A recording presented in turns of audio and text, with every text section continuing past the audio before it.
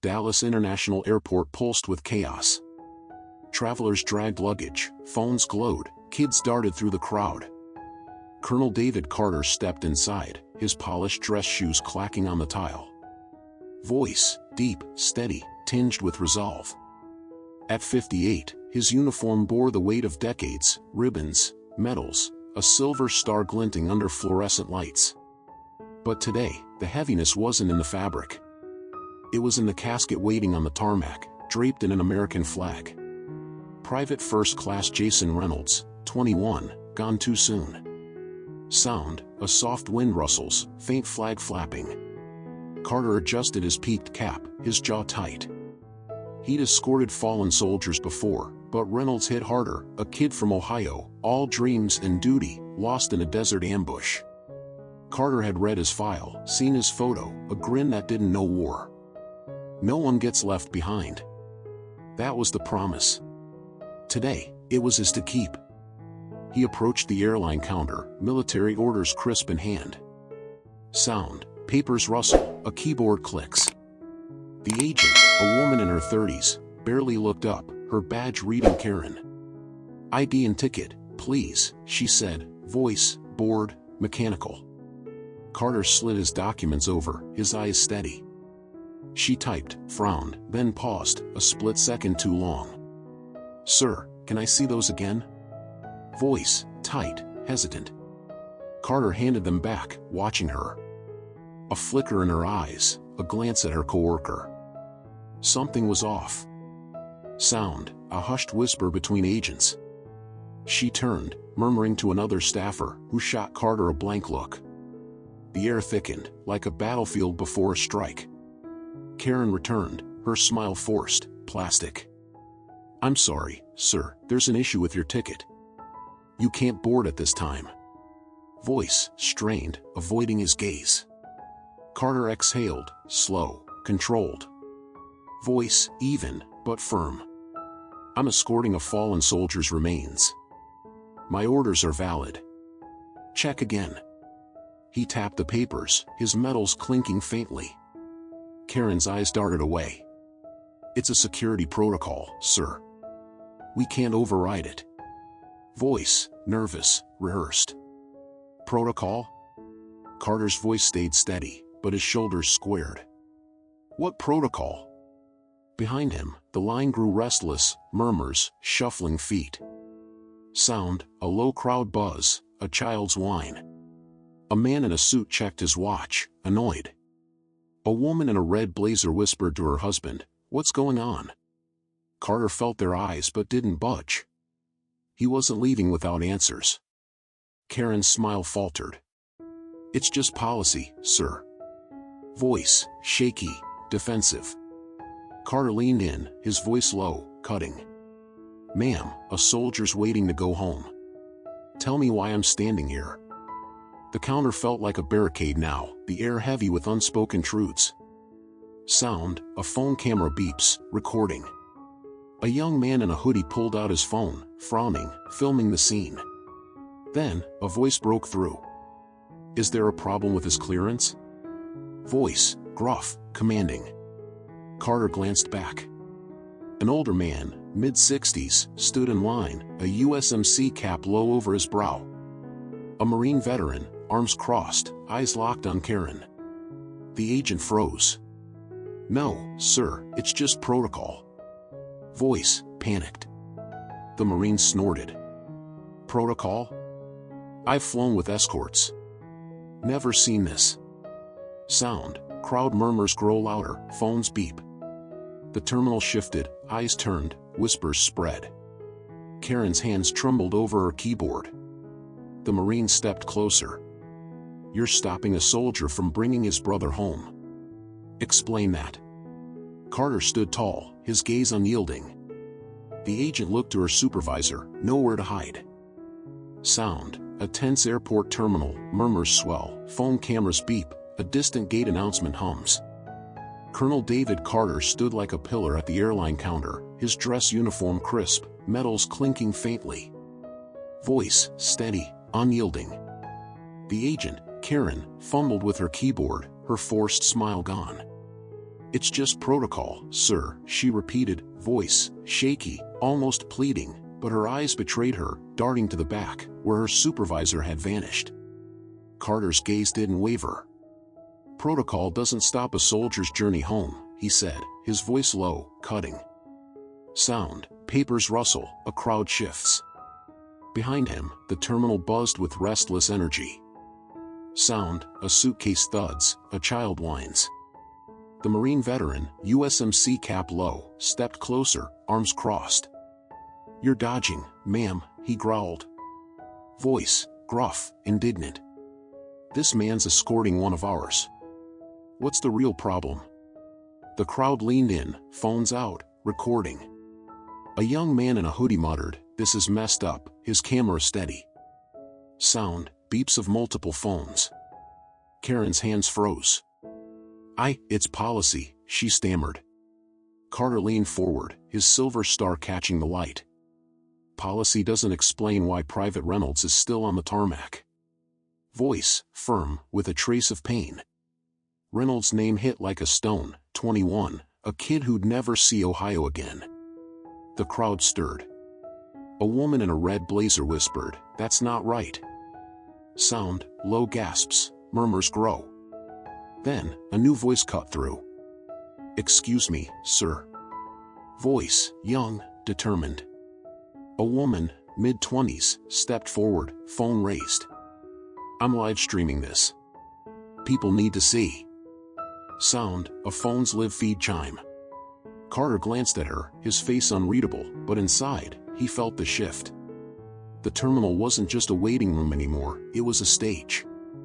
They're denying a colonel escorting a fallen soldier, the woman said into her phone, voice, shocked, urgent.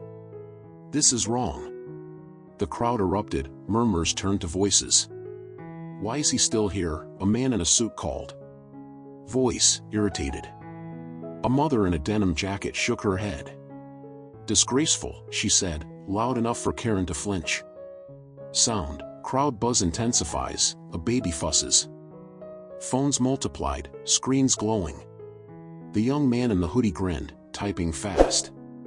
It's on Twitter already, he said. Sound, rapid phone taps. Karen looked trapped, her eyes pleading for rescue. Sound, a frosted glass door creaks. The supervisor, a tired man in his 50s, finally returned, his name tag reading Mark. Colonel, we're sorry for the inconvenience, he said, voice, oily, professional. It's a security measure. Nothing personal. Carter's jaw tightened. Nothing personal? Voice, cold, controlled. Tell that to Reynolds' family. The Marine snorted. Security measure? I've flown with escorts. This is bull. Voice, sharp, defiant. The live-streaming woman turned her phone on Mark. Explain it to them, she said, voice, challenging. Her screen showed comments flooding in, let him fly. Shame on you. Sound, a loudspeaker crackles. Attention, Flight 237 to Phoenix is delayed. Groans mixed with the crowd's rising anger. The mother in denim raised her voice. You're holding up a hero. Sound, scattered applause, phones beep. Mark rubbed his temple, sweat beading. I'm checking with management, he muttered, retreating again. Sound, door slams. Carter stood firm, his gaze on the counter. Voice, resolute. I'm not moving until Reynolds does. The live streamer nodded, her phone steady. This is going viral, she whispered. Sound, a tweet notification pings. Across the terminal, a screen flashed a news ticker, Colonel denied flight with fallen soldier. The spark had caught fire. Sound, a charged airport terminal, phones beep, crowd murmurs pulse, a loudspeaker crackles faintly. The Dallas terminal was a pressure cooker, the air thick with anger and phone screens. Colonel David Carter stood firm at the airline counter, his uniform's metals glinting under harsh lights. Voice, resolute, weary.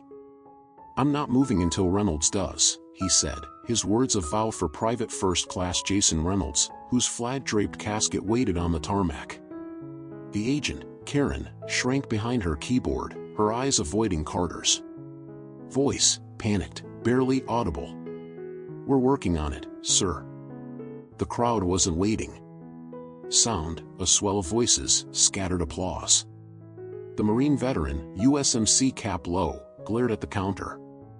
"You're stalling," he said, voice, gruff, righteous. "This is a disgrace to every soldier." The young woman live streaming swung her phone, her feed exploding with comments, "Let him fly." "Shame." Sound, rapid phone chimes. A man in a hoodie scrolled Twitter, whistling. "It's trending nationwide," he said. Voice, awed.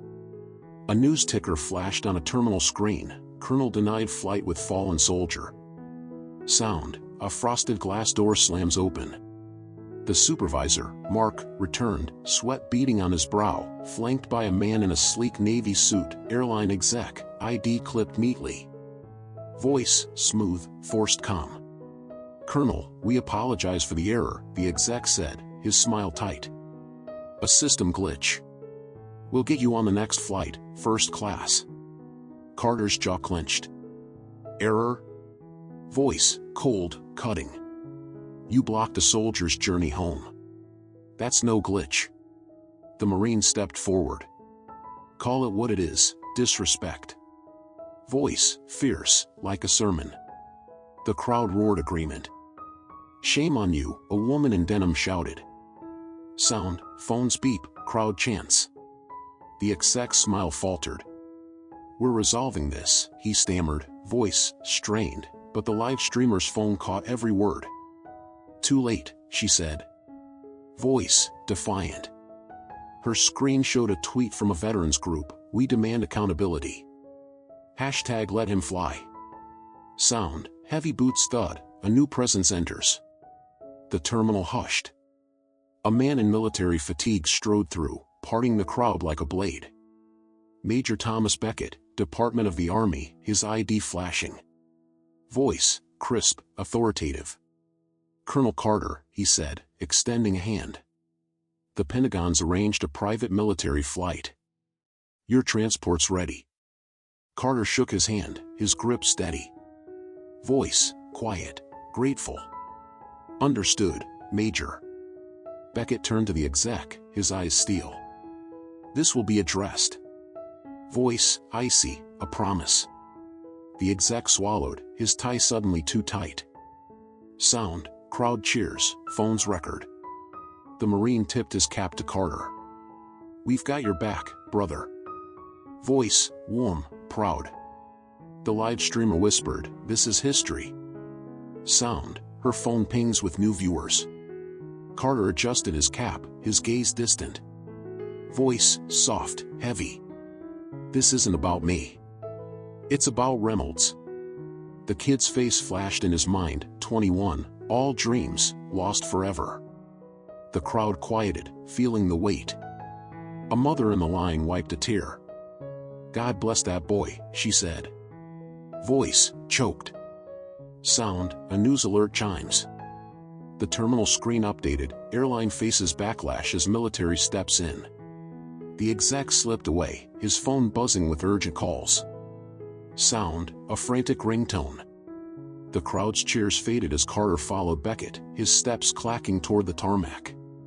But one question lingered, heavy as the casket, would respect ever come without a fight? Sound, a soft wind hums, a flag rustles, distant plane engines roar. Colonel David Carter stood on the tarmac, his dress shoes clacking as he followed Major Thomas Beckett to a military transport plane. Voice, steady, heavy with purpose.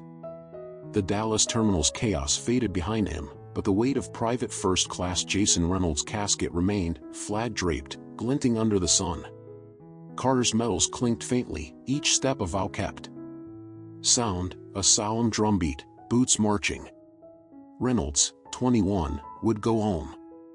Inside the terminal, the airline reeled. Sound, urgent phone buzzes, a news broadcast hums. The exec in the navy suit watched a terminal screen, his face pale. A headline blared, "Airline faces firestorm over Colonel's denial."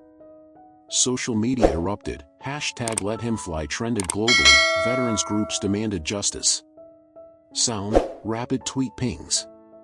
A passenger's live stream replayed the Marine's words, "This is a disgrace." Voice, fierce, echoing. Sound, a CEO's voice crackles on TV.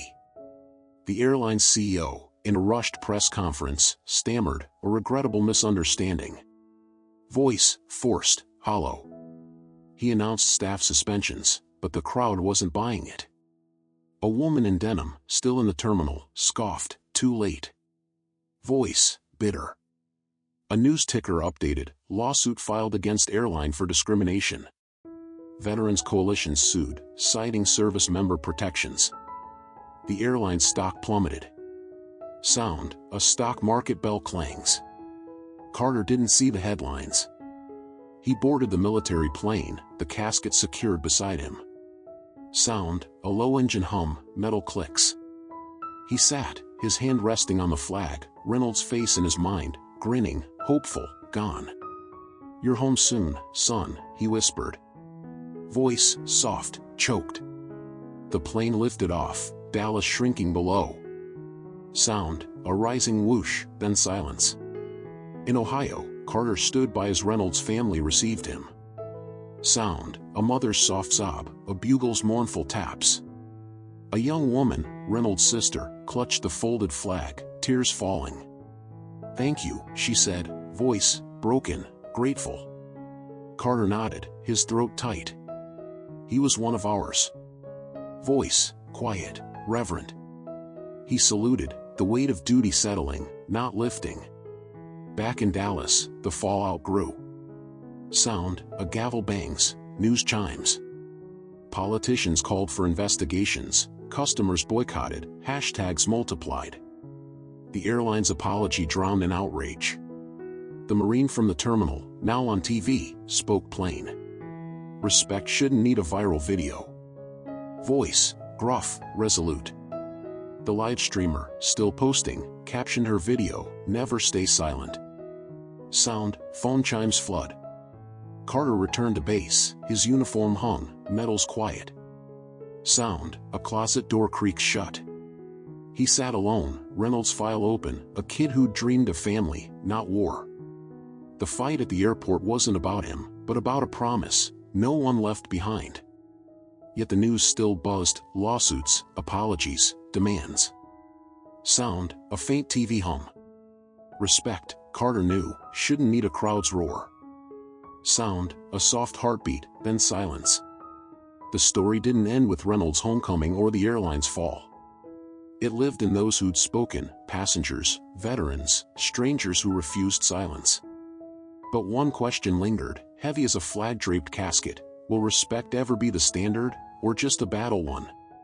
Voice, reflective, urgent. If you believe in honor, in accountability, let your voice rise. Because silence lets this happen again.